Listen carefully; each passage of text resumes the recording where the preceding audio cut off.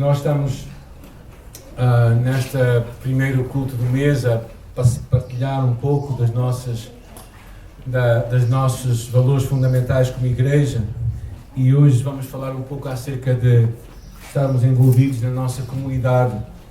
Eu não sei se conseguimos ver aí as imagens, e esta é uma imagem que eu acho que nós devemos pensar sempre, que é estar envolvido na nossa comunidade, porque muitas vezes há vários temas, há muitas discussões acerca deste assunto e pessoas pensam de formas muito díspares acerca deste assunto, se realmente como é que nós nos envolvemos na comunidade.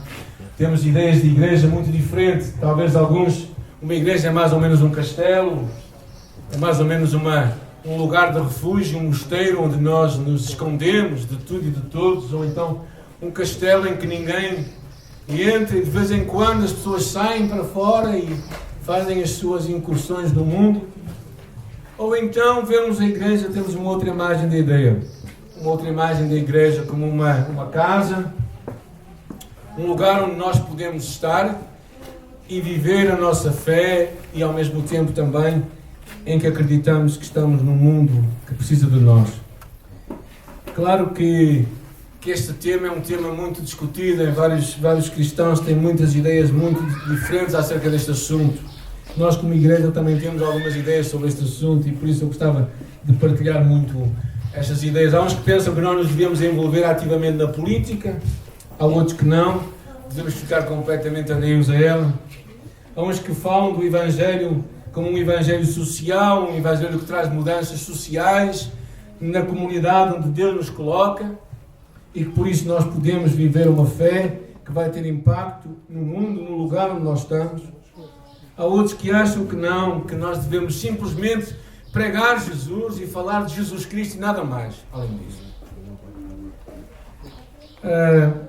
E ao longo dos séculos a Igreja tem tido várias posturas. No século XIX, no princípio do século XIX, começou um movimento chamado o Evangelho Social, que era uma tentativa de trazer mudanças, isto entre as igrejas evangélicas e protestantes, trazer mudanças sociais. E assim aconteceram várias mudanças, leis contra a exploração do trabalho infantil, apoio ao sufrágio feminino para que as mulheres pudessem votar, liberdade racial. Mas claro, isto levou também a exageros grandes, como a teologia da libertação, particularmente na América Latina, em que a Igreja se juntava a movimentos de libertação, até movimentos guerrilheiros. Ou seja, na verdade este é um tema muito interessante, eu acho, e se calhar ouvimos as palavras de Jesus quando ele diz assim: eu não sou do mundo, não é? Ou seja, que nós não somos do mundo, então parece que Deus nos chama para um lugar em que não estamos completamente isolados. Mas por outro lado, no princípio do Sermão da Montanha, ele começa de uma forma um pouco diferente, quando ele diz: nós somos o sal da terra e a luz do mundo. Ou seja, na verdade, se calhar até vamos chegar a um ponto, e eu espero ilustrar um bocadinho isto tudo, em que a terra não é nem será o ambiente em que vamos estabelecer plenamente o reino de Deus, porém tu e eu somos chamados a trazer o reino de Deus para esta terra. E por isso avançamos com o nosso tema do ano, Viver Jesus numa sociedade sem Jesus, era verdadeiramente nos mostrar que nós existimos para estarmos a viver numa sociedade onde tu e eu podemos fazer uma diferença, através de vários valores, não é? Que já falámos. O primeiro deles foi aceitação, que nós aceitamos as pessoas e as amamos como Deus nos ama e nos aceita. Amar não significa necessariamente aprovar o seu comportamento, mas significa aceitar a pessoa tal qual ela é, assim como Jesus o fez. Fé autêntica, termos uma fé autêntica, e por isso sermos autênticos na expressão da nossa fé também, não é? Expressando os nossos medos, emoções, e lidando até com a falta de fé que tu e eu podemos ter em algumas alturas, como Jesus lidou com a falta de fé na vida de algumas pessoas. Centralidade bíblica foi o que falámos no mês passado, a importância de que a palavra de Deus é para nós uma regra de fé e de prática, e por isso não é opcional o que ela diz, mas realmente é o que Deus tem para ti e para mim. E finalmente hoje, envolvimento na comunidade. Temos um impacto na comunidade em que estamos inseridos, promovendo os valores de Jesus. Mais ou menos estas ideias estão no nosso prospecto que podem levar à saída, está bem? Se ainda não o têm. Eu gostava de dividir este tempo em duas partes. Uma delas tem a ver com a comunidade em si e outra tem a ver com atos práticos em ajuda de pessoas. Não é? A primeira delas tem a ver com este conceito que Jesus desenvolveu, o que é abençoar a nossa comunidade. O Sermão do Monte, basicamente, é uma nova cultura que Jesus traz. E no início ele diz assim: vós sois o sal da terra, e se o sal for insípido, com que se há de salgar? Para nada mais presta, senão para ser lançado fora e ser pisado pelos homens. Vós sois a luz do mundo. Não se pode esconder uma cidade edificada sobre o monte. Ou seja, estas duas metáforas trazem duas imagens que Jesus quer nos deixar. A primeira delas, a imagem do sal. O sal que influencia, o sal que traz sabor, o sal que interrompe, ou pelo menos retarda, o papel de corrupção das coisas. Claro que hoje não usamos muito sal para isso, mas quem conhece salgadeiras? Quem já viu uma salgadeira portuguesa, não é? O lugar onde se colocava o porco que se matava e tinha-se comida para todo o ano. E aquilo era colocado embrulhado em sal e aquilo ficava. Os brasileiros também fazem isso muito com peixe, com certeza. E lá em África usa-se muito isto também para salgar, para impedir que o processo de corrupção possa acontecer ali. E tu e eu somos chamados como o sal da terra. E não somente o sal, mas também a luz do mundo. E a luz tem uma outra imagem. A imagem de que nós vamos ter um impacto que vai refletir o que nós fazemos e dizemos, e as outras pessoas serão de alguma forma afetadas, tocadas e movidas por aquilo que nós vivemos. É interessante que se o sal for insípido, diz a palavra, para nada mais presta, senão... Ou seja, se tu e eu nos recusamos a salgar o mundo, se tu e eu nos recusamos a nos identificarmos como sendo discípulos de Jesus, as palavras de Jesus são para nada mais servimos, a não ser considerado lixo. Bem, é um pouco forte dizer isto, mas é o que Jesus falou. E acho que não devemos amenizar as suas palavras. O reino de Deus, por isso não se pretende fechar sobre si mesmo como um mosteiro gigante, mas o impacto era que nós tivéssemos um impacto à nossa volta. É interessante que estas duas imagens têm uma mensagem singular, que é: o sal e a terra têm uma coisa em comum. Elas se dão e se gastam. E há pessoas que às vezes não querem servir porque dá muito trabalho. Mas verdadeiramente é isto que marca estas duas metáforas, eu acho, para nós. Estas metáforas de que não é um benefício próprio, mas é um benefício para os outros, onde nós estamos. Quando nós olhamos para a igreja primitiva, nós percebemos que eles também tinham esta ideia muito clara. Por exemplo, em Romanos, nos aconselha a que nós oremos, sejamos sujeitos às autoridades superiores. Também lá em 1 Timóteo, capítulo 2, fala de nós orarmos por aqueles que estão em autoridade. Ou seja, há muitas ideias que eu não vou ter tempo de ver em muito pormenor, mas a ideia de que ele diz: a quem tributa, tributa, a quem imposto, imposto, a quem temor, temor, a quem honra, honra. A importância de nós termos um relacionamento na sociedade onde nós estamos e não vivemos como pessoas guiadas a ela.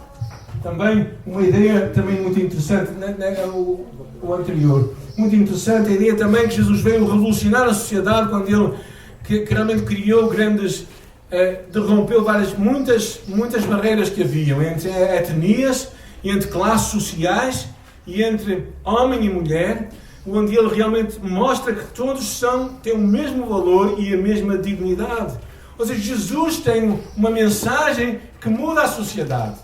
Uma mensagem que traz uma igualdade social incrível. E que, quando nós lemos o Evangelho, quando nós lemos as cartas de Paulo, nós podemos chamá-lo muito machista ou coisa parecida, mas nós não imaginamos as mudanças sociais que ele estava a propor naquela altura, por causa do Evangelho. Ou seja, verdadeiramente, As cartas também nos mostram que o nosso envolvimento social não era para ficarmos fechados numa redoma, mas íamos muito mais longe, não é? Por exemplo, se vamos ler as normas sociais que Paulo falava nas cartas, também o relacionamento entre servos e patrões, o slide seguinte, por favor. Nós percebemos isto, e ele ainda vai mais longe quando em Timóteo, que não temos aí, ele nos convida e convoca a orarmos pelas nossas autoridades. Ou seja, tu e eu somos parte de uma comunidade e não podemos simplesmente nos aliarmos dela, ficarmos sozinhos e ficarmos fechados numa redoma de vidro ou numa igreja em 4 paredes em que não temos um impacto social. Mas agora eu gostava de ver um outro aspecto que tem a ver com os aspectos práticos disto, não é? A forma de nós abençoarmos as pessoas necessitadas. Tocámos um pouco disto há 2 semanas quando falámos acerca do nosso próximo, quem é o nosso próximo. Mas olhando para a prática de Jesus, nós percebemos claramente o que ele fazia, não é? Saindo, viu uma grande multidão e, possuído de íntima compaixão, para com ela curou os seus enfermos. Jesus curava. Jesus movia-se de íntima compaixão e dizia: não chores, quando viu aquela mulher que tinha perdido o seu filho. Encontramos Jesus também naquele episódio de João capítulo 6, a dizer: dá-lhes voz de comer. E aquela ideia de que Jesus se envolvia no dia a dia das pessoas de uma forma prática. Ele nunca se isolou, nunca se afastou dos necessitados, nunca se isolou do sofrimento humano. Na verdade, ele até mesmo dizia: vós me buscais, não pelos sinais, mas porque comestes o pão e vos saciaste. E mesmo assim ele continuava a fazer os milagres. Porque ele verdadeiramente percebia que a vida dele, o ministério dele tinha que tocar de uma forma concreta, tangível, prática a vida das pessoas.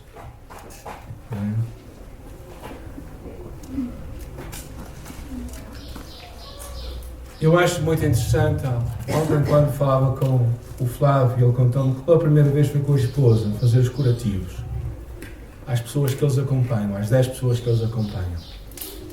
E eles estão a ver grandes melhoras por causa deste aparelho que eles compraram e vem realmente a mão de Deus. E o Flávio disse: eu não consegui deixar de abraçar a pessoa que estava à minha frente. Eu não devia fazer isso, mas eu não consegui parar. E quando vemos Jesus, percebemos que o amor de Jesus vai muito mais além do que simplesmente uma preocupação pelas almas. Porque as pessoas não são almas, as pessoas são pessoas. Significa que tem corpo, tem uma alma, tem um espírito.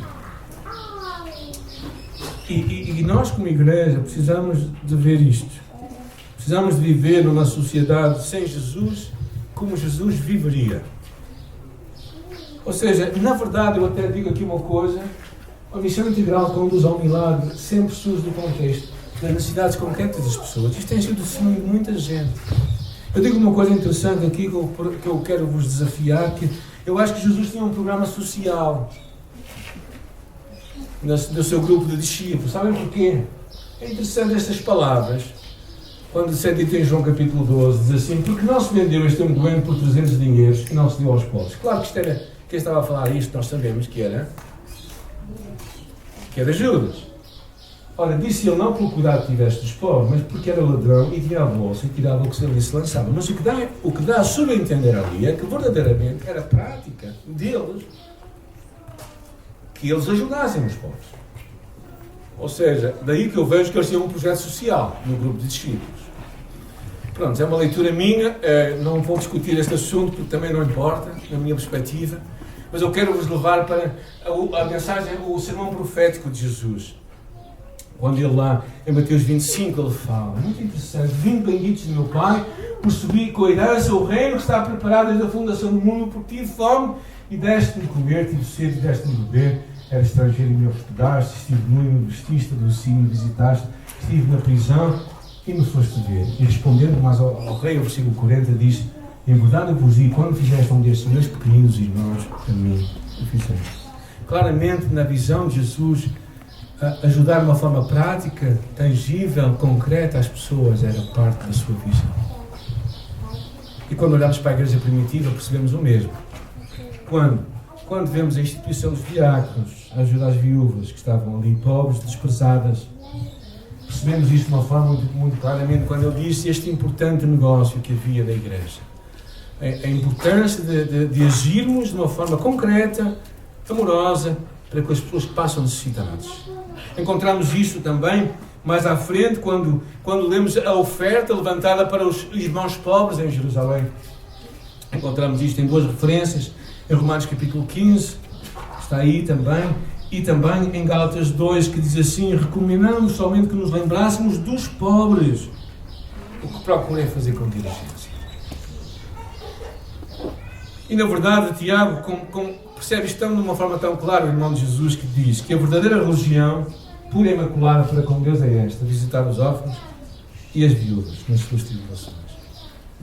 O Papá Machado tinha um quadro que eu nunca me esqueço no seu escritório, que dizia isto mesmo.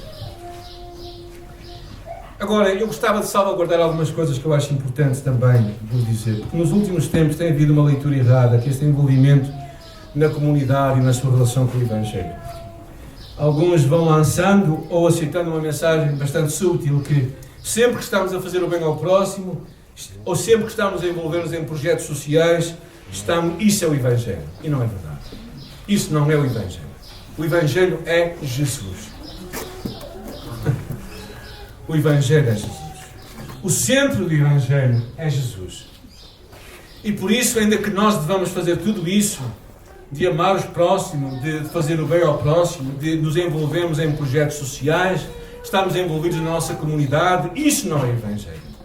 O Evangelho vai mais longe. O Evangelho é Cristo. E Romanos claramente diz isso. Diz que a palavra está junto de ti, na tua boca e no teu coração. Esta é a palavra de fé que pregamos. Se com a tua boca confessares ao Senhor Jesus, em teu coração creres que Deus o ressuscitou dos mortos, serás salvo. Visto com o coração se crê para a justiça e com a boca se faz confissão para a salvação. Ou seja, tu e eu não temos um Evangelho social, mas o Evangelho é social. E por isso nós, como igreja, devemos estar empenhados e envolvidos na comunidade onde Deus nos coloca, não somente levando o amor de Cristo de uma forma prática, mas também levando a mensagem de Cristo de uma forma audível. E eu tenho ficado reparado em muitos movimentos, até de plantação de igrejas, que hoje eu acho que têm trocado um bocadinho as ordens das coisas. E acham que sempre que nós fazemos qualquer coisa, estamos a discipular pessoas, ou estamos a levar Cristo. Não, Cristo tem que ser falado, porque a mensagem do Evangelho tem que ser pregada. Por isso é que Romanos capítulo 10 é muito claro, com a tua boca confessares. É isso que nós levamos. E porquê que devemos fazer isto com prioridade? Porque muitos podem fazer a obra de ajuda, a obra de apoio, e devemos também nós como igreja fazer. Mas tem que chegar a uma altura na tua vida, na minha vida, e nós como igreja, em que se temos que escolher entre uma coisa ou outra, nós sabemos o que temos que escolher. É aquilo que vai tirar as pessoas do inferno. É aquilo que vai afastar as pessoas de Deus. É levarmos o Evangelho de Jesus às pessoas de uma forma concreta e audível. Mas isto também não é uma desculpa para nós nos afastarmos da comunidade onde Deus nos coloca. Algumas lições, estou a terminar. Assume quem tu és. Ser o sal da terra e a luz do mundo.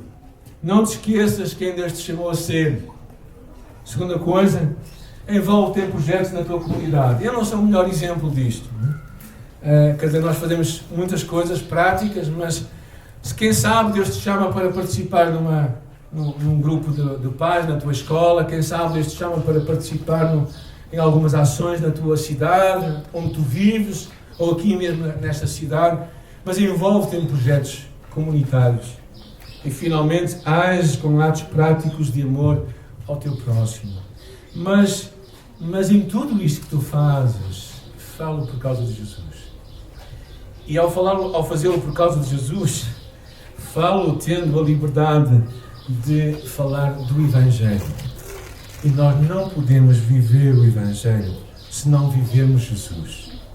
Nós não podemos pregar o Evangelho se não pregarmos Jesus. Eu acho que nós estamos completamente errados. Infelizmente, eu tenho visto muita gente hoje, mesmo em igrejas evangélicas, confundindo as duas coisas. Cristo é o Evangelho. E para nós vivermos Cristo, temos que viver a sua mensagem e falar a sua mensagem. Vivendo depois em atos práticos de amor e por isso estamos envolvidos na nossa comunidade, onde Deus nos coloca para abençoarmos a comunidade, para fazermos uma diferença. Por isso é que, quando eu olho para igrejas em que optam por não se envolverem em projetos sociais, eu não consigo ver onde é que eles leem isso na Bíblia. Porque a Bíblia está cheia de envolvimento social. Cheia. E por isso eu acho que nós precisamos de perceber que quando nós nos envolvemos, realmente é para mudar o mundo, mas com a consciência de clara de que nós não vamos trazer o reino aqui à Terra. O reino, na sua medida completa, só virá com o Rei, que é Jesus.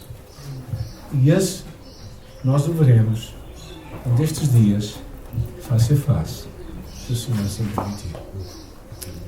Orar, o Senhor, esta manhã, e eu oro para que nós, como igreja, também nos levantemos com a Tua palavra, com a Tua voz. Obrigada por este dia, estarmos juntos aqui neste lugar, Senhor.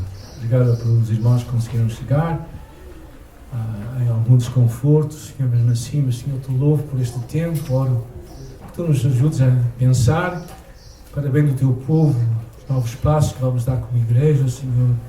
Que Tu nos ajudes também a encontrar o nosso espaço na nossa comunidade local, aqui, e também nós como famílias onde Tu nos tens colocado. Que nós possamos ser sal da terra e luz do mundo, que possamos ter impacto no meio de uma sociedade que está realmente afastada do Criador e de Cristo, Senhor, mas que ao termos esse impacto levemos também Cristo e a sua mensagem à vida das pessoas com quem nós nos vamos cruzar. Muito obrigado, Senhor, nesta manhã, por estares connosco neste lugar. Muito obrigado porque nos tens chamado a estarmos nesta comunidade também para abençoá-la, para tocá-la com o Teu amor, para sermos o cheiro de Cristo, para abraçarmos as pessoas com quem nós nos cruzamos, Senhor. E que por isso nos dês esta visão para a Tua glória. Amém. Amém.